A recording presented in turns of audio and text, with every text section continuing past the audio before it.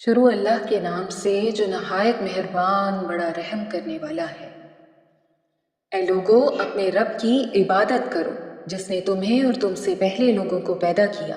یہ امید کرتے ہوئے عبادت کرو کہ تمہیں پرہیزگاری مل جائے، جس نے تمہارے لیے زمین کو بچھونا اور آسمان کو چھت بنایا، اور اس نے آسمان سے پانی اتارا، پھر اس پانی کے ذریعے تمہارے کھانے کے لیے کئی پھل پیدا فرما دیے۔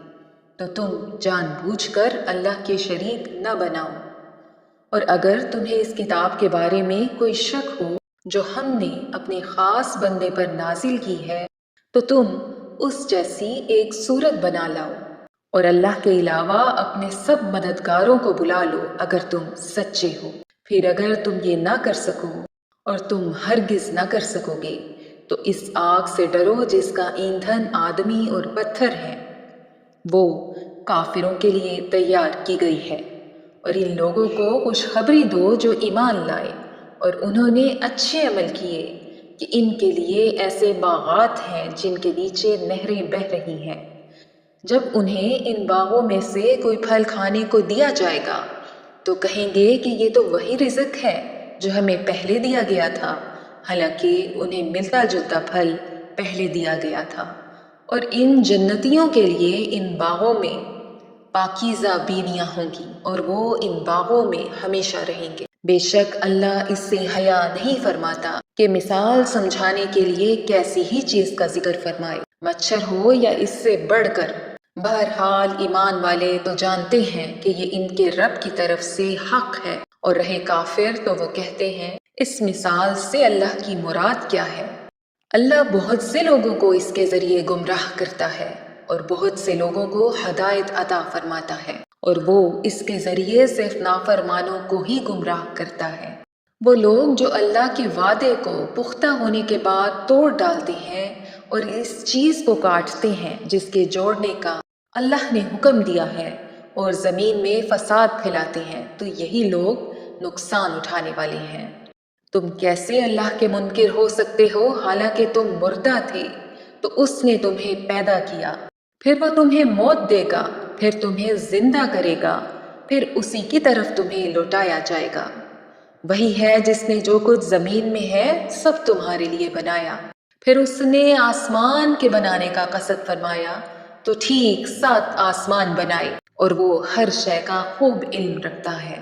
اور یاد کرو جب تمہارے رب نے فرشتوں سے فرمایا میں زمین میں اپنا ایک نائب بنانے والا ہوں، تو انہوں نے عرض کیا کہ کیا تو زمین میں اسے نائب بنائے گا جو اس میں فساد پھیلائے گا اور خون بہائے گا، حالانکہ ہم تیری حمد کرتے ہوئے تیری تسبیح کرتے ہیں اور تیری پاکی بیان کرتے ہیں۔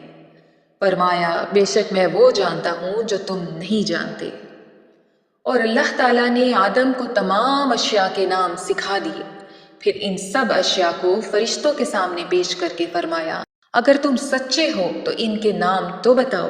فرشتوں نے عرض کی اے اللہ تو پاک ہے، ہمیں تو صرف اتنا ہی علم ہے جتنا تو نے ہمیں سکھا دیا، بے شک تو ہی علم والا حکمت والا ہے۔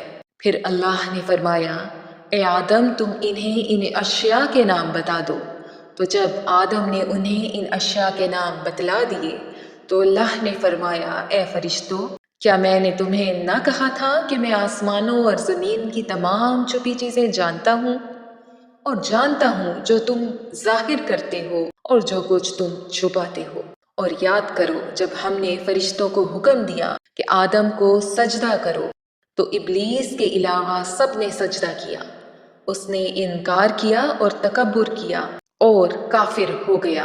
اور ہم نے فرمایا اے آدم تم اور تمہاری بیوی جنت میں رہو اور بغیر روک ٹوک کے جہاں تمہارا جی چاہے کھاؤ، البتہ اس درخت کے قریب نہ جانا ورنہ حد سے بڑھنے والوں میں شامل ہو جاؤ گے۔ تو شیطان نے ان دونوں کو جنت سے لغزش دی، پس انہیں وہاں سے نکلوا دیا جہاں وہ رہتے تھے، اور ہم نے فرمایا تم نیچے اتر جاؤ، تم ایک دوسرے کے دشمن بنو گے، اور تمہارے لیے ایک خاص وقت تک زمین میں ٹھکانا اور زندگی گزارنے کا سامان ہے۔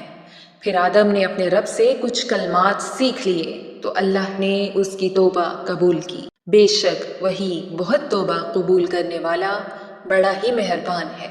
ہم نے فرمایا تم سب جنت سے اتر جاؤ، پھر اگر تمہارے پاس میری طرف سے کوئی ہدایت آئی تو جو میری ہدایت کی پیروی کریں گے انہیں نہ کوئی خوف ہوگا اور نہ ہی وہ غمگین ہوں گے، اور جو کفر کریں گے اور میری آیتوں کو جھٹلائیں گے وہ دوزخ والے ہوں گے، وہ ہمیشہ اس میں رہیں گے۔